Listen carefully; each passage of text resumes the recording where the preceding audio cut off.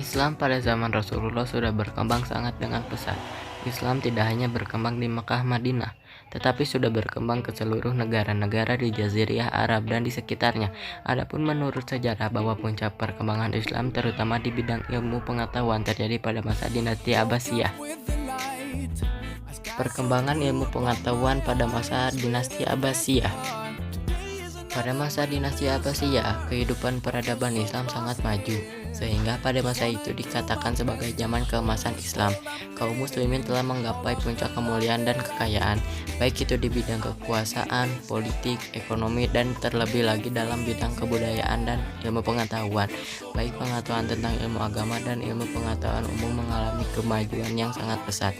Berbagai ilmu telah lahir pada zaman tersebut. Hal ini dikarenakan antara lain berbagai macam penelitian dan kajian tentang ilmu pengetahuan yang dilakukan oleh kaum muslimin itu sendiri. Kegiatan penerjemahan buku berbahasa asing seperti Yunani, Mesir, Persia, India, dan lain-lain ke dalam bahasa Arab dengan sangat gencar. Buku-buku yang diterjemahkan antara lain ilmu kedokteran, kimia, ilmu alam, mantik, firasat aljabar, ilmu falak, matematika, seni, dan lain-lain. Penerjemahan dan penelitian tersebut pada umumnya dilaksanakan pada masa kekhalifahan Abu Ja'far, Harun ar-Rasyid, Al-Ma'mun, dan Mahdi. Khalifah Harun ar-Rasyid sangat perhatian dalam memajukan pengetahuan tersebut. Beliau mendirikan lembaga ilmu pengetahuan yang diberi nama Baitul Hikmah sebagai pusat penerjemah, penelitian, dan pengkajian ilmu perpustakaan serta lembaga pendidikan perguruan tinggi. Buah dari perhatian tersebut, kaum muslimin dapat mempelajari berbagai ilmu dalam bahasa Arab, dan hasilnya bermunculan sarjana-sarjana besar muslim dari berbagai disiplin ilmu yang sangat terkenal juga. Ulama-ulama besar yang sangat tersohor seperti halnya Imam Abu Hanafi, Imam Malik, Imam Syafi'i, Imam Hambali, Imam Bukhari, dan Imam Muslim. Ilmu pengetahuan dipandang sebagai sesuatu yang sangat penting dan mulia. Para khalifah dan pembesar lainnya membuka peluang sebesar-besarnya untuk kemajuan dan perkembangan ilmu pengetahuan. Para khalifah sendiri pada umumnya adalah ulama-ulama yang mencintai ilmu, menghormati para sarjana, dan memuliakan para pujangga. Mereka sungguh menjunjung tinggi ilmu pengetahuan. Mereka menerapkan substansi dari mempraktikkan syariat Islam, bahwa tinggi rendahnya derajat dan martabat seseorang tergantung pada banyak sedikitnya pengetahuan yang ia miliki di samping ketakwaannya pada Allah Subhanahu wa taala. Allah Subhanahu wa taala berfirman dalam Quran surah Al-Mujadalah ayat 11 yang artinya, niscaya Allah akan mengangkat derajat orang-orang yang beriman di antaramu dan orang-orang yang diberi ilmu beberapa derajat.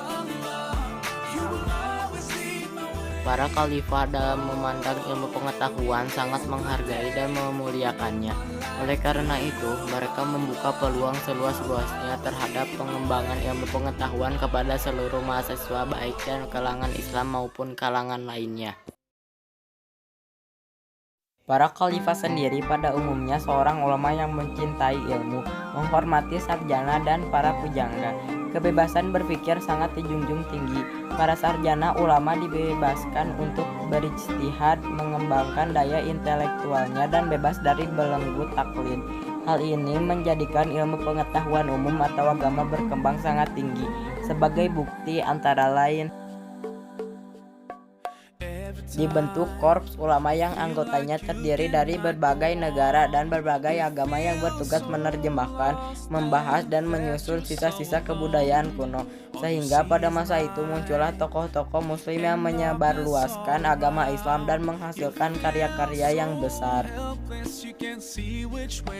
Hasil perkembangan ilmu pengetahuan Islam pada masa dinasti Abbasiyah.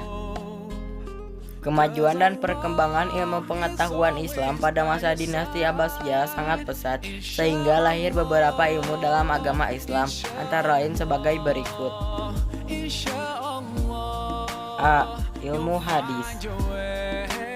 Ilmu hadis adalah ilmu yang mempelajari tentang hadis dari sunat, perawinya, isi, dan lain-lain. Pada masa itu bermunculan ahli-ahli hadis yang besar dan terkenal beserta hasil karyanya, antara lain yang pertama Imam Bukhari.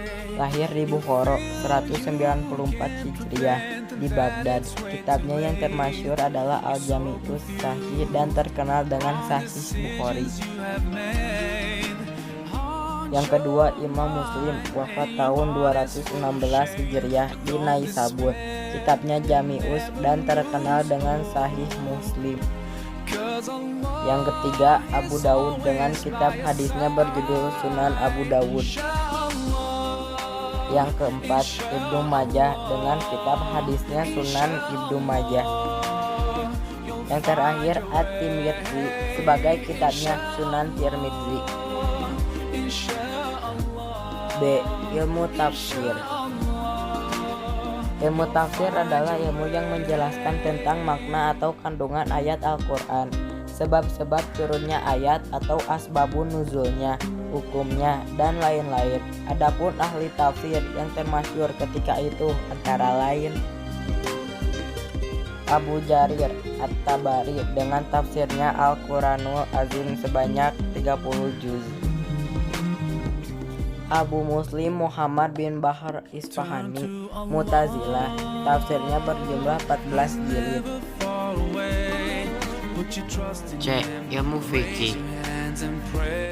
Ilmu fikih yaitu ilmu yang mempelajari tentang hukum-hukum Islam, segala sesuatu yang diwajibkan, dimakruhkan, dibolehkan, dan yang diharamkan oleh agama Islam.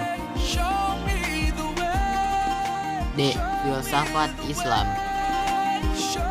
Filsafat Islam adalah pengetahuan dan penyelidikan dengan akal budi mengenai hakikat segala sesuatu yang ada, sebab asal hukumnya atau ketentuan-ketentuannya berdasarkan Al-Quran dan hadis.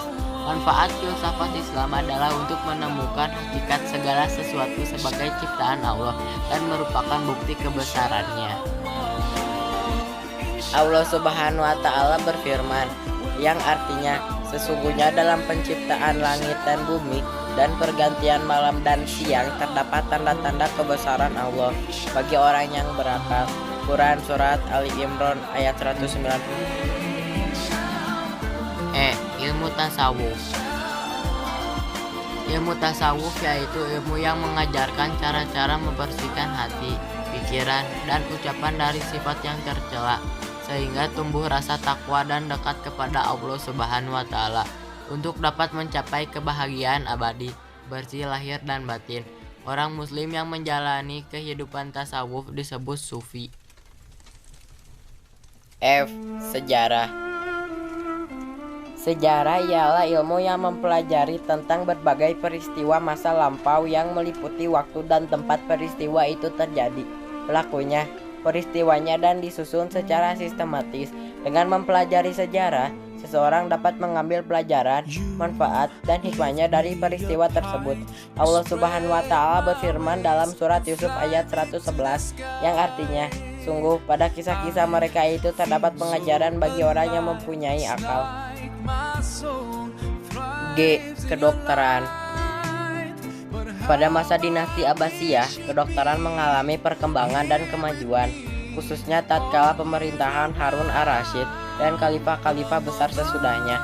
Pada waktu itu, sekolah-sekolah tinggi kedokteran didirikan sehingga banyak mencetak sarjana kedokteran. H. Matematika. Para tokohnya antara lain Al-Khwarizmi. Beliau telah menyusun buku Al-Jabar dan menemukan angka 0, angka 1 sampai 9 berasal dari Hindu yang telah dikembangkan oleh umat Islam. Umar Khayyam, buku karyanya adalah Treatise on Algebra dan buku ini telah diterjemahkan ke dalam bahasa Prancis. I. Astronomi. Astronomi ilmu yang mempelajari perjalanan matahari, bumi, bulan, dan bintang-bintang serta planet-planet yang lain.